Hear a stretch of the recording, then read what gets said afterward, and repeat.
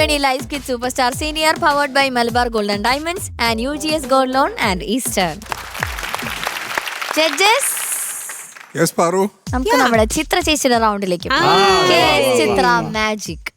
അപ്പൊ ആ റൗണ്ടിൽ പാടാൻ വരുന്നു അശ്വിൻ. നാനൊരു സിന്ത് കാവടിച്ചിന്ത് நானொரு சிந்து காவடிச்சிந்து ராகம் புரியவில்லை உள்ள சோகம் தெரியவில்லை தந்தை இருந்தும் தாயும் இருந்தும் சொந்தம் எதுவும் இல்லை அதை சொல்ல தெரியவில்லை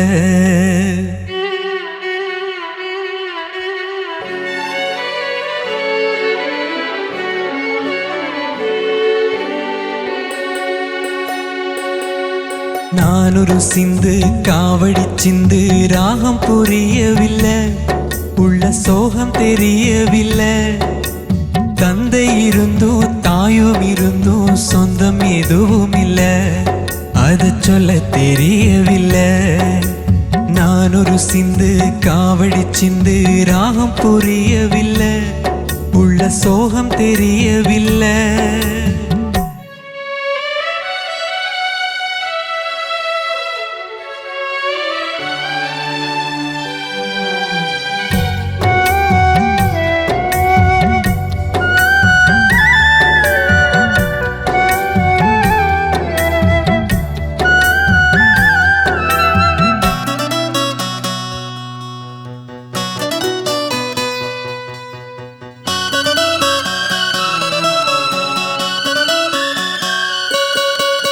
இல்லாத உறவுக்கு என்னென்ன பேரோ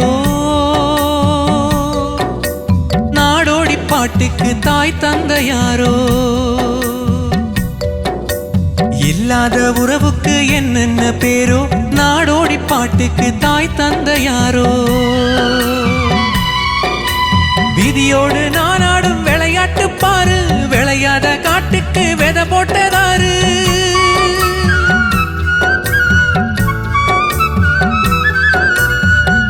படிச்சா சங்கதி உண்டு ஏன் பாட்டுக்குள்ளேயும் சங்கதி உண்டு கண்டுபிடி நானொரு சிந்து காவடி சிந்து ராகம் புரியவில்லை உள்ள சோகம் தெரியவில்லை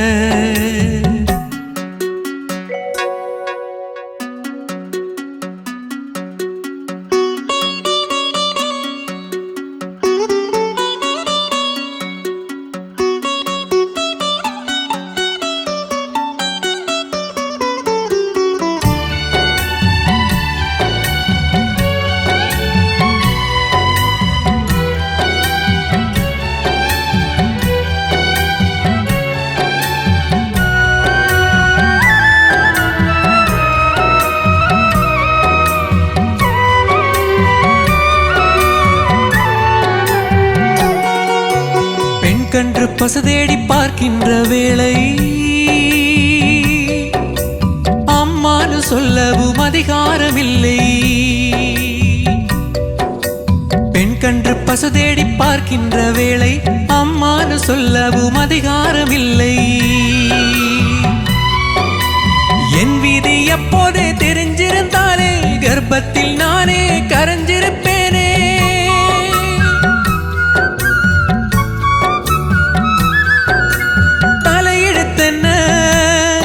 ஏன் முதலெழுத்தன்ன தலையெழுத்தன்ன முதலெழுத்தன்ன சொல்லுங்களே நானொரு சிந்து காவடி சிந்து ராகம் புரியவில்லை உள்ள சோகம் தெரியவில்லை தந்தை இருந்தும் தாயும் இருந்தும் சொந்தம் எதுவும் இல்லை அதை சொல்ல தெரியவில்லை நானொரு சிந்து காவடி சிந்து ராகம் புரியவில்லை உள்ள சோகம் தெரியவில்லை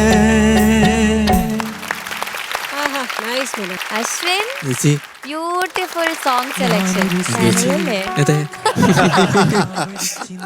എല്ലാ പാട്ടും ചാനലാണോ തന്നെ? ഓ സൂപ്പർ. ചോദിക്കാം. ചോദിക്കും.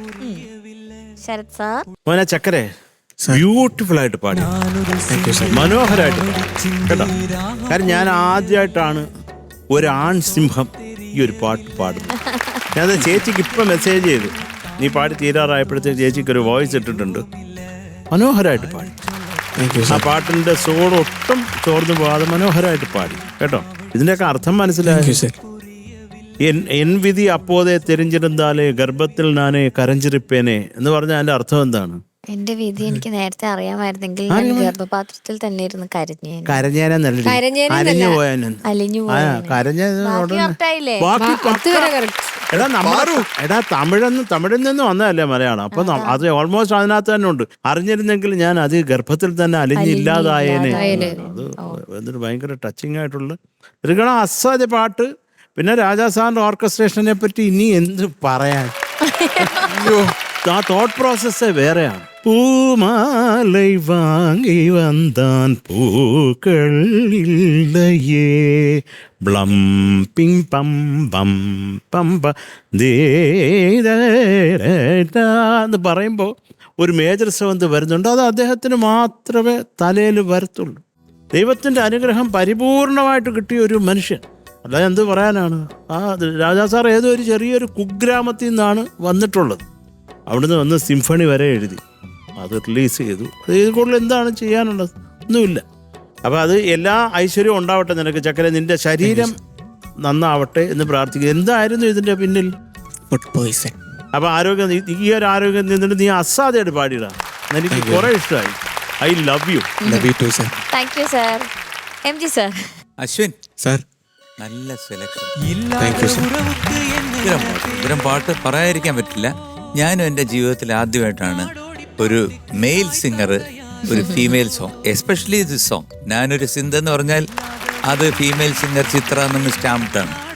അപ്പോൾ അത് മാറ്റി പിടിച്ചു നീ നന്നായിട്ട് പാടി. നീ താങ്ക് യു സർ. നല്ല രസമായിരുന്നു ശബ്ദവും ബാക്കി കുറേ പോർഷൻസ് വളരെ നന്നായിരുന്നു. പക്ഷേ വിധിയോട് ഞാൻ എന്ന ആ മേളിലത്തെ പോർഷൻ ഉണ്ടല്ലോ, അതങ്ങോട്ട് എത്തിയോ എന്നെനിക്ക് ചെറിയ സംശയം ഉണ്ടെന്ന് പാടി നോക്കാവോ? விதியோடு நானாடும் விளையாட்டு பாரு, விளையாத காட்டுக்கு வித போட்டதாரு, வித போட்டதாரு. അത് കഴിഞ്ഞിട്ട് பாட்டு படிச்சா ഒരു பாட்டு படிச்சா சங்கதியுண்டு, பாட்டு படி ஏன் பாட்டுக்குள்ளேயோ சங்கதியுண்டு കണ്ടുപിടി.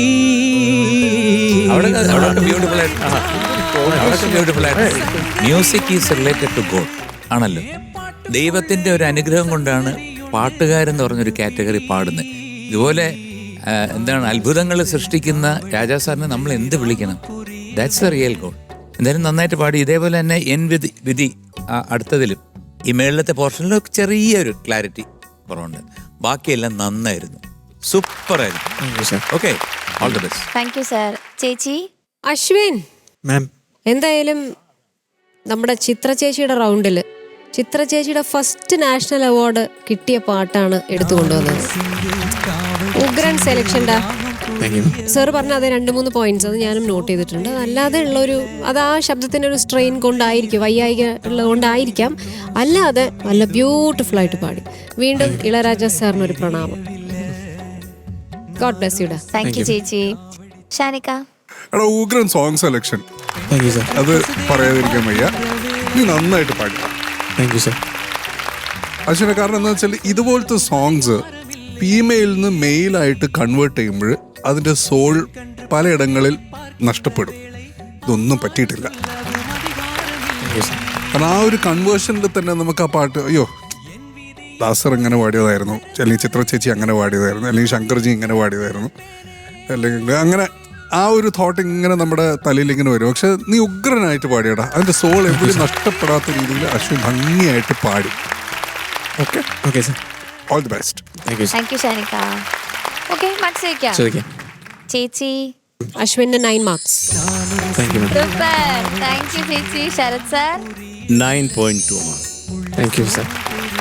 Thank you sir. Shanikka. 9.1. Thank you sir. Thank you Shanikka. M G sir. Thank you sir.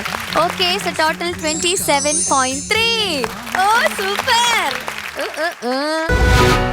Super.